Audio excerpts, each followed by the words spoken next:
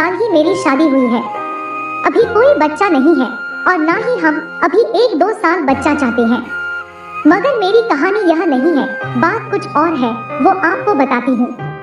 मेरे मायके में घर का माहौल बहुत सख्त था, अभी भी है, इसलिए किसी किस्म का फैशन करना, ऊंचा हंसना, नाचना गाना ऐसा कोई काम नहीं होता था। घर में घुसे तो समझो सब खुशियाँ उड़न छू। मैंने अपने स्कूल और कॉलेज की पढ़ाई के दौरान कभी किसी लड़के से बात नहीं की।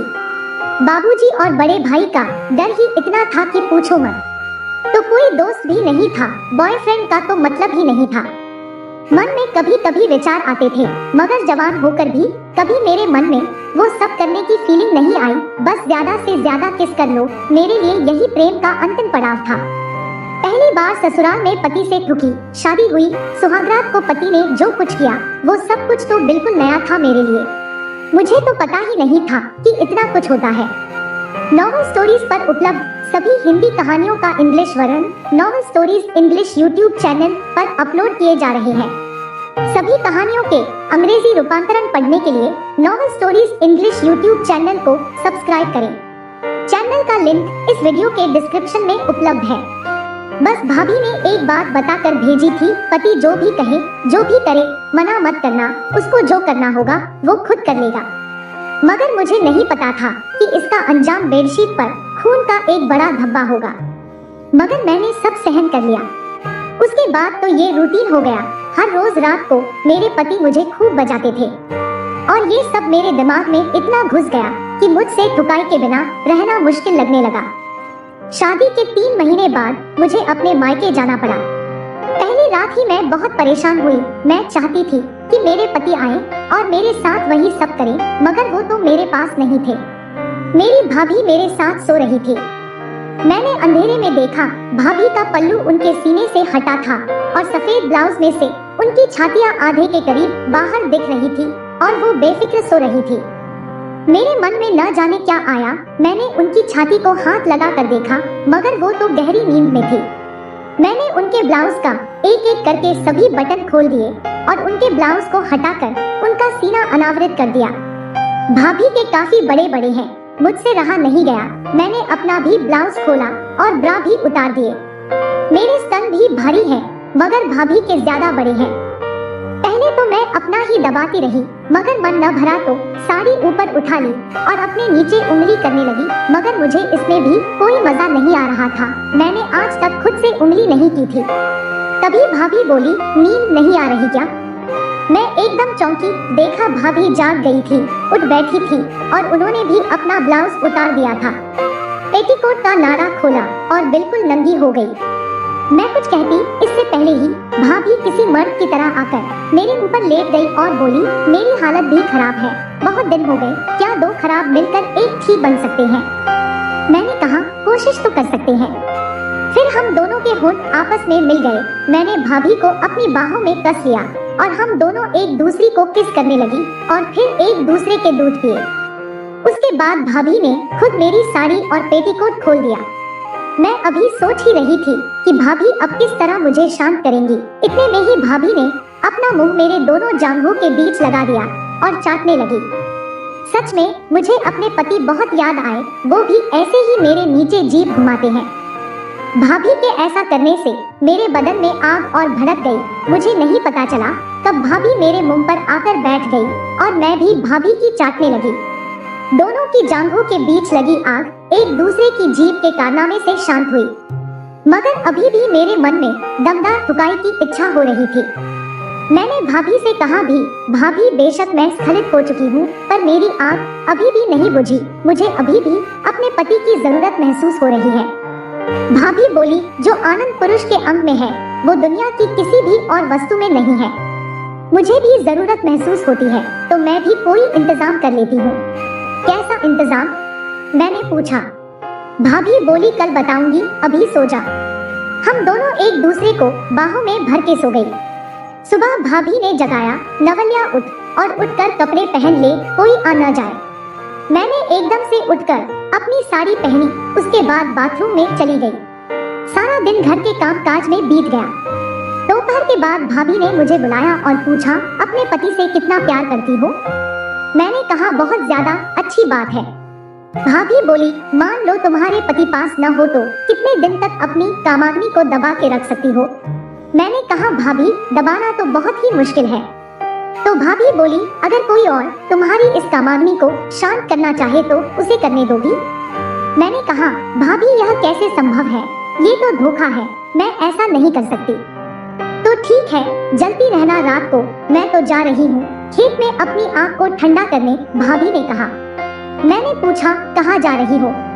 भाभी बोली, तुम्हें चलना है तो बोलो, तुम्हारा भी इंतजाम कर दूंगी, नहीं जाना है तो तुम्हारी मर्जी। मैं बहुत हैरान हुई कि ऐसे कैसे कोई औरत अपने पति को धोखा दे सकती है। रात को हम फिर एक साथ सोई, मगर भाभी ने आज मुझे उनके साथ कोई हरकत नहीं करने दी। हालांकि मैंने एक दो बार भाभी को अपनी पकड़ा भी, मगर भाभी ने मुझे परे कर दिया। रात के करीब 1:30-2 बजे का समय होगा। भाभी उठी और उन्होंने अपने सभी गहने, चाबी का गुच्छा सब उतार कर रख दिए और चुपके से दरवाजा खोलकर बाहर निकल गई। पहले तो मैं लेटी सोचती रही कि भाभी कितनी चरित्रहीन है, जो मेरे देवता जैसे भाई को धोखा देकर किसी और से अपनी आँख शांत करने जा रही है। मगर मेरे तो अपने भी आग लगी थी। कुछ देर सोचने के बाद मैंने भी अपने सारे गहने उतारे और मैं भी चुपके से निकल पड़ी। खेत हमारे घर के पीछे से ही शुरू हो जाते थे। मैंने देखा भाभी मुझसे काफी आगे थी। मैं छुप छुप कर उनका पीछा करती रही। 4 से 5 एकड़ चलने के बाद मोटर के पास बने कमरे पे भाभी ने दरवाजा खटखटाया। दरवाजा खुला और भाभी अंदर चली गई। मैं भी धीरे धीरे वहीं जा पहुंची। दरवाजे के पास जाकर मैं कान लगाकर सुनने लगी, मगर अंदर से कोई आवाज नहीं आ रही थी। मैं सोच रही थी कि भाभी अंदर कर क्या रही है और अंदर है कौन। तभी एकदम दरवाजा खुला और एक मजबूत हाथ मुझे खींच के अंदर ले गया। मेरी तो चीख ही निकल गई। मैंने अंदर देखा, छोटे से बिस्तर पे भाभी अपने कपड़े उतार रही थी। मिट्टी के दिए की हल्की सी रोशनी में मैंने देखा, अरे ये तो माधो है, हमारा नौकर। मैंने कहा, तो क्या? भाभी अपना पेटीकोट उतारते हुए बोली, तुझे करना है तो साड़ी उतार और शोर मत मचाना, चुपचाप मरवा और घर जाकर सो जा। मुझे बड़ी हैरानी हुई, भाभी ऐसे कैसे इतनी गंदी भाषा बोल रही है। मैं अभी सोच ही रही थी, भाभी नीचे लेट गई और माधो से बोली, अब तू क्या देख रहा है, चल कपड़े उतार और आजा। माधो शायद मुझे देखकर थोड़ा हिचकिचा रहा था, मगर भाभी बोली, ओए तुझसे कह रही हूँ, ज्यादा शोर मत मचवा और आजा, ये भी आएगी, यहाँ तक आ गई है तो करवा कर ही जाएगी। उसे छोड़ और अपने काम पे लग, भाभी ने कहा तो माधो ने अपना सब कुछ उतार दिया। रोशनी बहुत कम थी, मगर मैंने देखा उसका तो मेरे पति से बड़ा था, जैसे लोहे का काला मूसल। वो भाभी के ऊपर लेटा तो भाभी ने खुद उसका अंग पकड़कर अपनी जांघों के बीच छेद पर रख लिया और उसके बाद तो उसने ऐसा ठोका भाभी को कि मैं खुद पानी पानी हो गई। मेरे पति ने मुझे हमेशा बड़े प्यार से किया, कभी कोई जोर जबरदस्ती नहीं, मगर यह तो जैसे कोई गुस्सा निकाल रहा हो। 2 मिनट में ही भाभी और माधो दोनों के बदन पसीने से भीग गए। मेरे लिए तो ये सब देखना भी बहुत मुश्किल हो रहा था। मेरे तो हाथ पैर कांपने लगे, दिल बहुत जोर से धड़क रहा था। मैं सोच रही थी, अगर ये सब मेरे साथ हुआ तो माधो तो मेरी जान ही निकाल देगा, मगर भाभी तो उसका पूरा साथ दे रही थी। नीचे लेटी लेटी भी अपनी कमर उठा उठा कर सीसकारियां ले लेकर माधो का जोश बढ़ा रही थी। माधो ने अपने दोनों काले हाथों से भाभी के गोरे गोरे दोनों कबूतर पकड़ रखे थे। पकड़े क्या थे, निचोड़ रखे थे। मुझे नहीं पता कि कब मैंने एक तरफ बैठे बैठे अपनी साड़ी ऊपर उठा ली और मेरा एक हाथ मेरे नीचे के द्वार तक जा पहुंचा। पूरी तरह गीली हो चुकी मेरी चिड़िया को मैं बैठे बैठे सहला रही थी। संभोग का ऐसा नंगा नाच मैंने पहले कभी नहीं देखा था। फिल्मों में तो हमें पता होता है कि ये किरदार है, पैसे लेकर या दवाई खाकर इतना जबरदस्त कर रहे हैं, मगर सच में इतना भयानक और जबरदस्त क्रीड़ा तो मैं आज अपने सामने पहली बार देख रही थी। 10 मिनट के बाद भाभी झड़ गई तो उसने माधो के कंधे को थपथपाकर उसे रोक दिया। माधो ने अपना अंग भाभी के अंदर से निकाल लिया और पीछे हटकर बैठ गया। भाभी ने मुझे पूछा, ए सुन, तू करेगी क्या? मैं तो सुन्न हुई बैठी थी तो भाभी ही बोली, ए माधो चल उठा इसे और डाल इसके भी। माधो उठकर मेरे पास आया और मुझे बाजू पकड़कर खड़ा किया। मैं कुछ भी न बोल सकी। उसने और भाभी ने मिलकर मेरे कपड़े उतार दिए और नीचे लेटा दिया। माधो ने मेरी टांगे खोली और अपना अंग मेरी जगह पर रखा और फिर एक बार में ही अंदर ठेल दिया। जब उसका पूरा अंग मेरे अंदर घुस गया तब मुझे लगा सच में लंबाई में और मोटाई में दोनों तरह से इसका मेरे पति से बड़ा था, पूरा टाइट और बिल्कुल अंदर तक गया। उसके बाद माधो ने मेरे दोनों संतरे पकड़े और जोर जोर से धक्के लगाने लगा। पहले तो थोड़ा आराम से था मगर बाद में तो उसने अपनी स्पीड बढ़ा दी।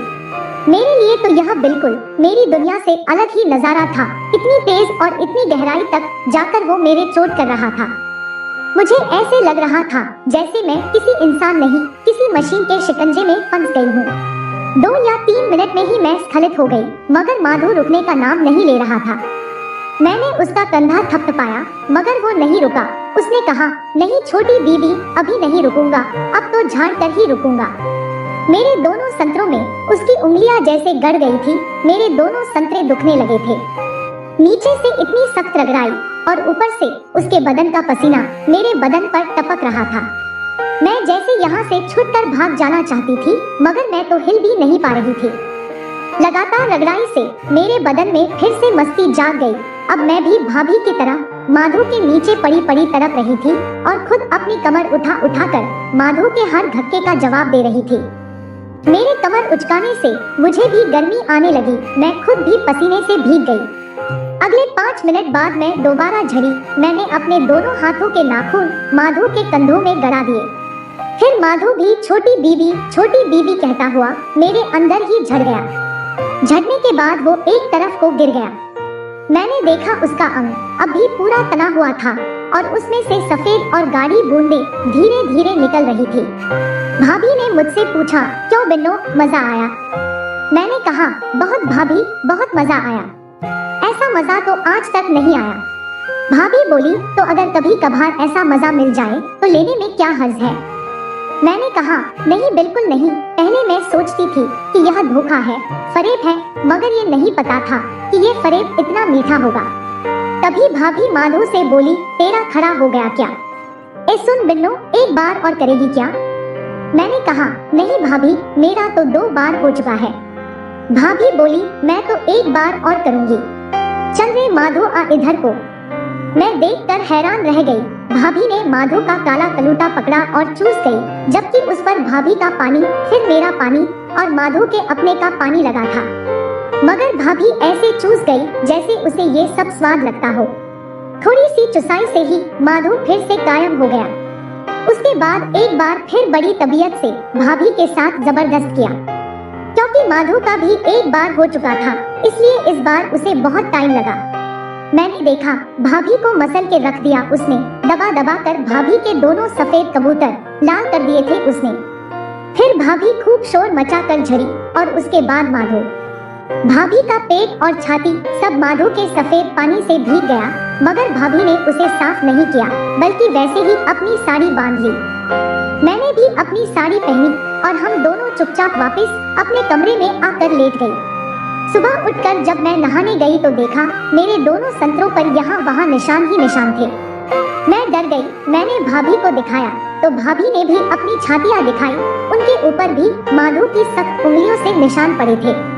वो बोली, चिंता मत कर, 2-1 दिन सब मिट जाएंगे। फिर भाभी ने कहा, बस आज रात उसे कह देंगे कि बस हमारी मार ले, मगर दबा मत। ये कहकर हम दोनों खिसियानी हंसी हंस दी। दोनों इस काम में पार्ट